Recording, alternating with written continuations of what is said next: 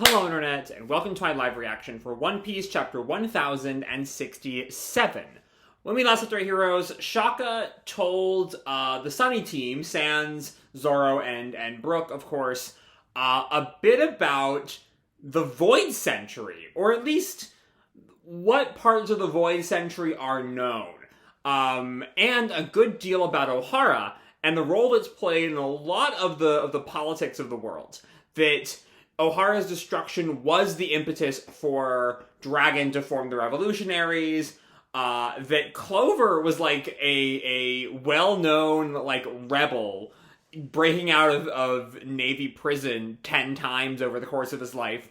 We learned that Saul was alive, that he survived, and that he and the Giants of Elbaf had preserved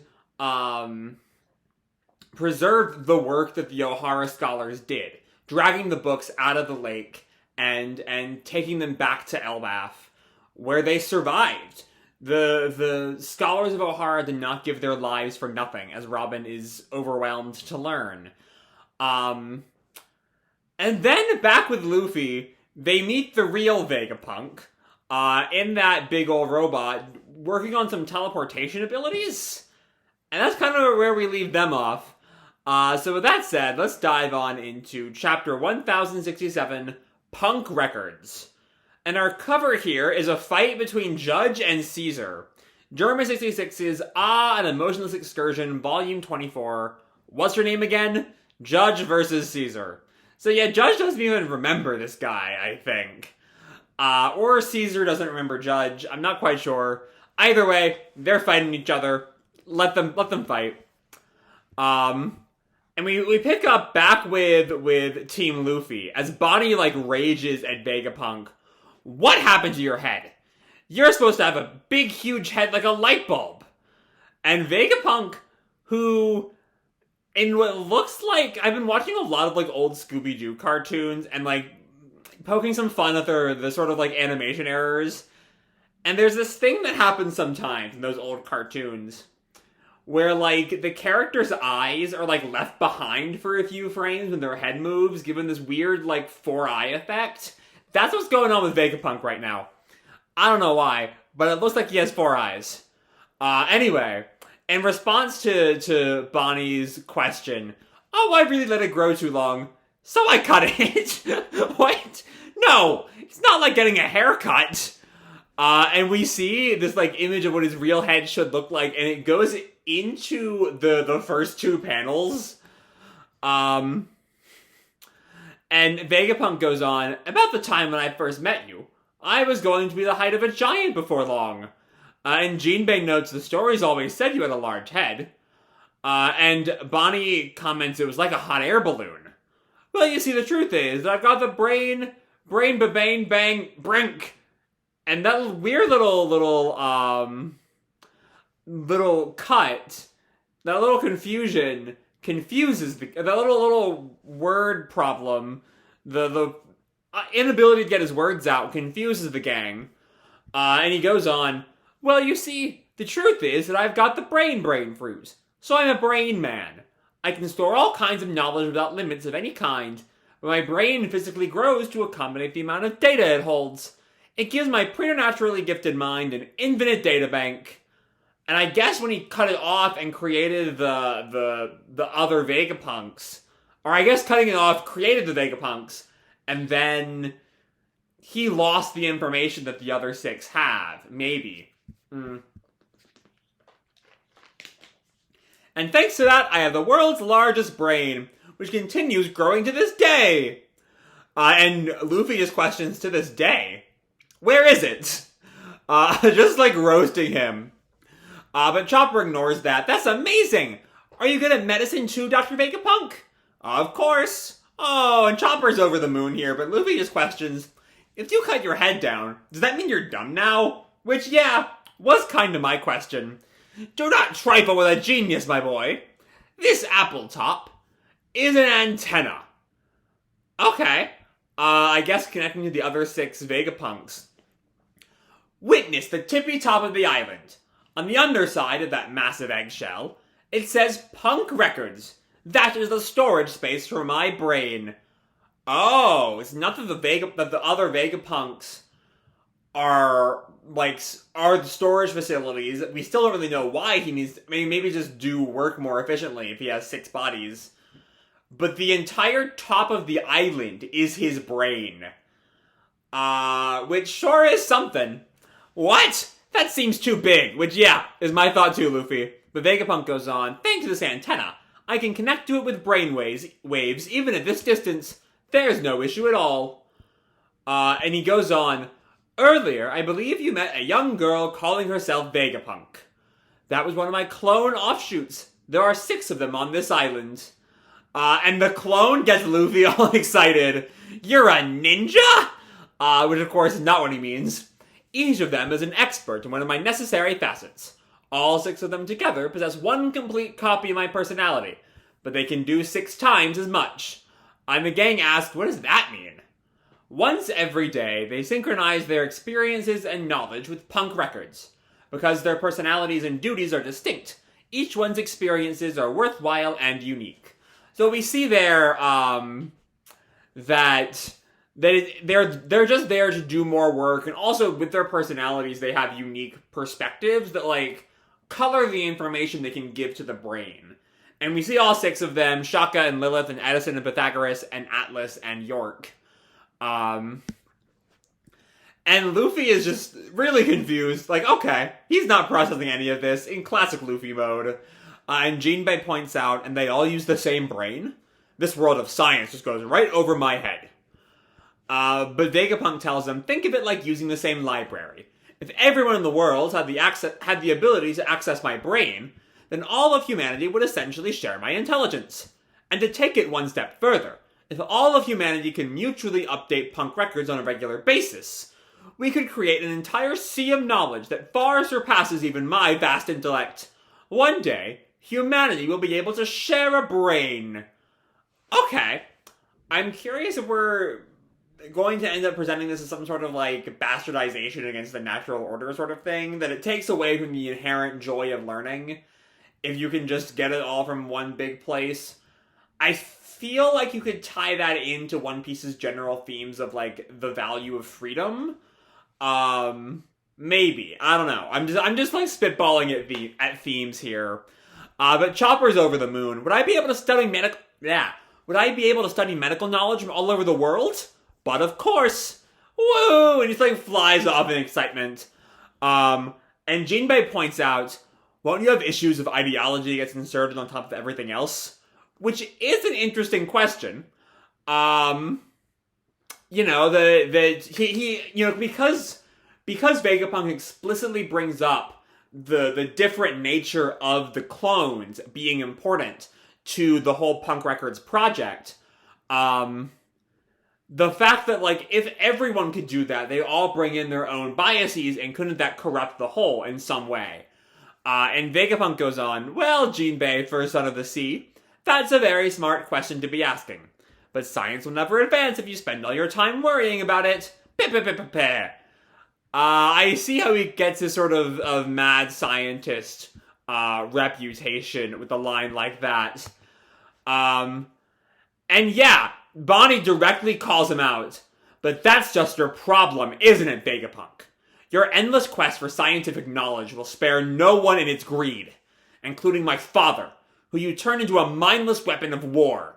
And so we're seeing what perhaps is the central theme of the arc, this idea of, do you pursue greater knowledge infinitely, or is there a responsibility to, hold back if that knowledge can cause pain? All important things to think about it. And she readies the little lightsaber at Vegapunk. No, Bonnie, that beam saber was a failure. She already has shot it at him. Hold your tongue. It worked fine when I tested it. Now turn my father back to normal. And if you refuse, and Jinbei is like trying to diffuse the situation here. Think carefully, Bonnie. If you kill him, you'll be making a very powerful enemy.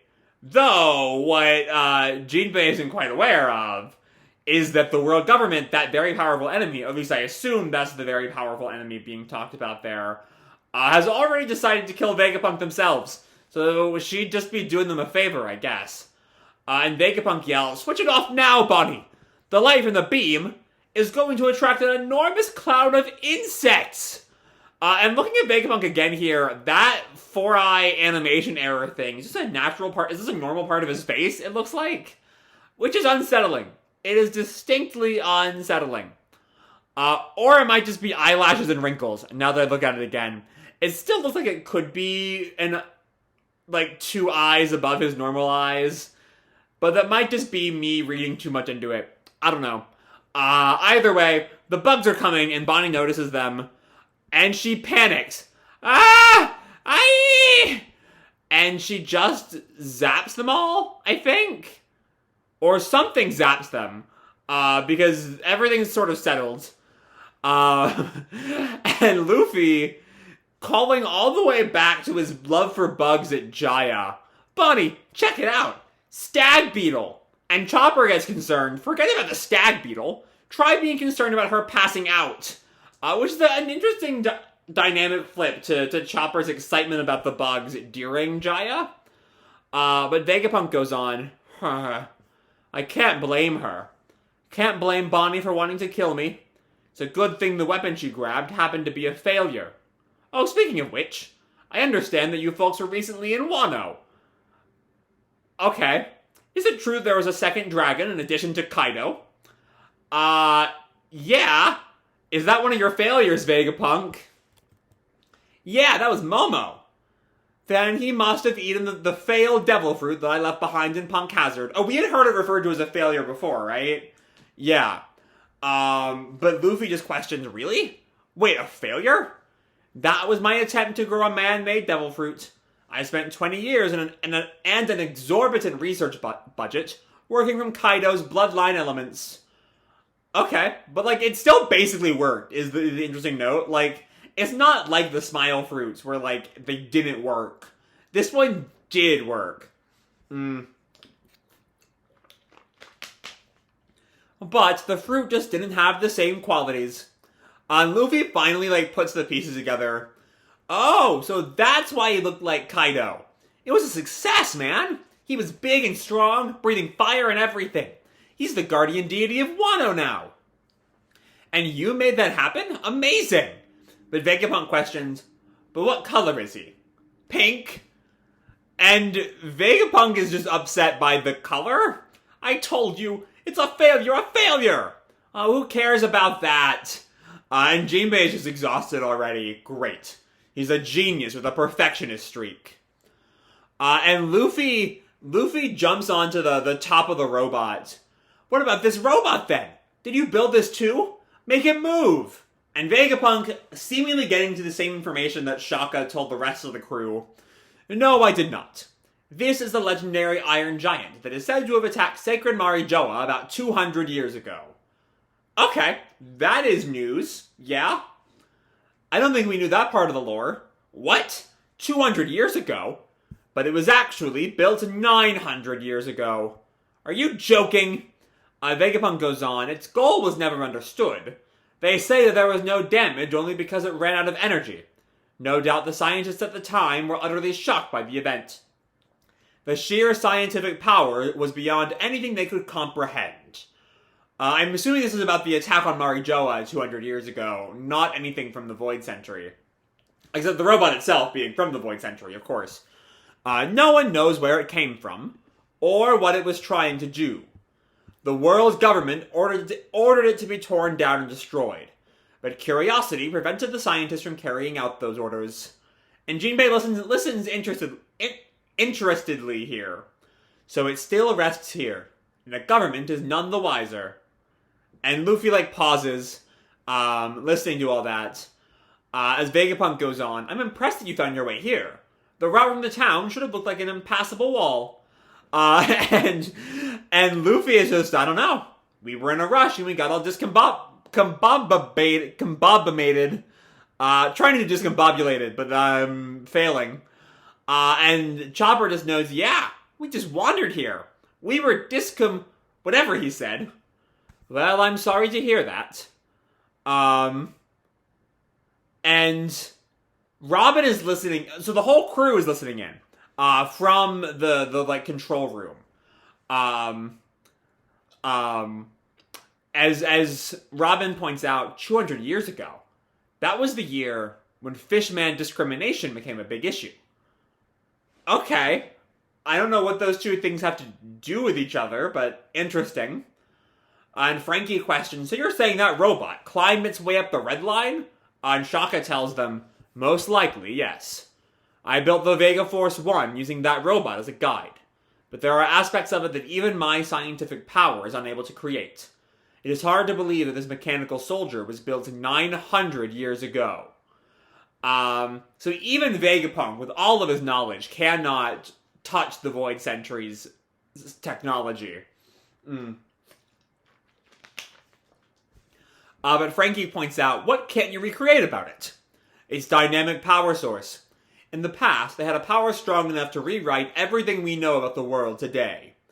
Okay, so that power source, whatever it is, seems to be the thing that it helped the Void Sentry be so advanced and stops the present from catching up to it. Maybe that had to do with the war that ended the Void Sentry, and maybe even why the world government wants that great kingdom so hush-hush. Anyway, Nami points out, well, it's good to know that Luffy, Chopper, and Jinbei are alright, but who's the girl? And Usopp recognizes her now that she's re-aged herself. That's Jewelry Bonnie, the pirate! But I thought it was just a little girl who got shipwrecked. And look at Vegapunk's head! Wow! And, Vegapunk is a funny-looking character. They're all having a blast at that. But back with Vegapunk. Vegapunk tells the group, I feel bad about what I did to Bonnie. And Luffy just huffs at him, yeah, you should. Get down and beg forgiveness. I think Vegapunk then snaps at him, oh, what would you know about it? There is something that I need to give to her. Okay, that's an interesting note. Something. Then he goes on, by the way, Straw Hat Luffy, I feel that fate was at work, bringing you here to me today. Will you take me off of Egghead? Huh? Okay. So he wants to, I mean, we saw with his conversation with Dragon a while back that he's aware the government is coming for him. That he needs to get off Egghead. That if he just sits there, the world government will end him. And so maybe Luffy provides him with an out. But anyway, we see, speaking of the world government, one of the mechanical, sea beasts is destroyed, as someone, probably Lucci on CP0, reports in, this is Cypherpole, requesting permission to dock at Egghead. Badly trained pets. We have eyewitness reports of Jewelry Bonnie sailing to Egghead, an obnoxious woman with all of her escapes. I believe we're finished with her already. So if we see her, we'll disappear her for good. And we see, it's Lucci and Kaku and the newswoman who is secret, or the one queen of the underworld who is secretly part of CP0, and the Kuma Seraphim. But we get to see their CP0 masks for the first time. Lucci has this tiger thing, obviously. The woman whose name Stussy might have been her name. Let me see if Stussy was her name. Yes, Stussy was her name. Has this octopus thing going on. Kaku just has a beard. But yeah, they want to get rid of Vegapunk, of Bonnie, of anyone they really can just disappear on Egghead. And then this one is one of the Vegapunks. Pythagoras comes in. Shaka! Government ship! It's going to be hard to explain the pirates. For some reason, CP0 was on board. It's Lucci! Which is the first time the gang has heard about Lucci since Enies Lobby. And Lilith just beams. So we'll just hand them over. Rob Lucci's an assassin, right? And Usopp is just, what? Rob Lucci? come on, set my legs free so I can escape. And Nami's just, no, I hate that guy. He's still working at that job. There's something about Nami's response, just like, oh, god damn it, it's Lucci, is so good. Don't let him onto the island. And Sanji calls over to Robin. There's nothing to worry about, Robin. I'll protect you as many times as I need to. And I didn't think about this with Ohara last week. But putting in, I didn't tie CP0 to Ohara last week. But given this arc is the return of Lucci and Kaku, and the return of Ohara's relevance on the other side, there is this sort of element of how to put it? Of all of these elements of Robin's past, of that climactic moment in Robin's life, coming into play again. Ohara, CP9 at the time, but, they're not part of CP0. They're all things that are sort of big, big parts of Robin's past. And they're now back in play again. So very much feels like a Robin arc. And Shaka tells Pythagoras, reply to the ship. Tell it to unload the Seraphim and leave. Huh? Prepare to fight back. We are refusing entry to the world government. Even, Shaka is giving that initial order, unload the Seraphim and leave, but he knows that CP0 is not taking no for an answer there. This is about to turn into a fight. And then we cut to Kamabaka. As one of the revolutionaries reports, Dragon! Kuma's acting strange! Stop, Kuma! Wait! We're still repairing you! And Kuma... Something about the way Kuma's drawn there is so cool. Looming over the revolutionaries, we see, the pipes and machinery, trailing out of him. What happened? Does the Navy still have control over him? Koala asks, where are you going, Kuma? He shouldn't be fully mobile yet. He runs out, he seems much smaller in this panel than in the one just a page ago. But he's just running. Maybe sensing something on Egghead. He's not supposed to have a will of his own anymore. What's going on? I don't know. Kuma, come back! And he's just picking himself up and falling, and picking himself up and falling. And Dragon yells, what's wrong with you, Kuma? Where are you going? And Ivankov adds on, you have to stay here. We're only getting started. This is where our revolution really begins. To be continued. And I do love the specific inclusion of the three founders of the revolution in that trio of panels there. It's a really nice touch. Anyway, the chapter's great. Just, a bit more, a lot of it is a bit more of the setup for the land of Egghead, the punk records concept, because we've seen that word punk records before, throughout or in that spot with when Team Sanji was on the lava phase, you could see it in the sky above them. But now we have that concept that what exactly the punk records is. It is a giant brain for Vegapunk. And we also see a bit of some theme building of Bonnie and Vegapunk's big conflict being this concept of, do we pursue science to its final conclusion, damn the consequences, or do we focus on the consequences? Do we focus on the human lives that are sort of in play there? If a scientific advancement comes at the cost of human life, is that advancement worth it? And that is kind of the theme the series seems set to explore with Egghead. Now, we haven't quite reached an answer yet. That's definitely something that reasonable people can disagree on to an extent. And the series seems too eager to present Vegapunk as a potential ally to fully damn him for his actions. As we see with, Vegapunk's request to leave with Luffy, he might become at least a temporary crew member. I don't think he will ever fully join the Straw Hats. But he might want to go to Kamabaka, honestly, to join up with the revolutionaries at last. Which, if that is what ends up happening, would lead to Luffy and Dragon's long last reunion, meeting up, whatever you want to call it.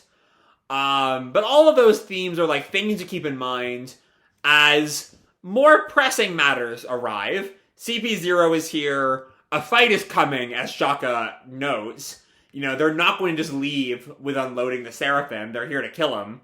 And then Kuma's acting strange. The revolution is set to begin at last. Like, is set to really begin, as Ivankov says at the end there. And Kuma is running. And we don't really know why. So lots of nice little themes to pick at here. Some good questions, some good plot developments. Just all in all a good time. It's One Piece. This arc has been kicking ass this whole time, and I can't wait to see where it all goes. So with that said, I'm going to leave this video off here. Hope you'll enjoy the chapter and the video itself. If you did, feel free to drop me a like or subscribe, or, you know, do whatever makes it happy, you know? And as always, your life is your own, okay? Bye!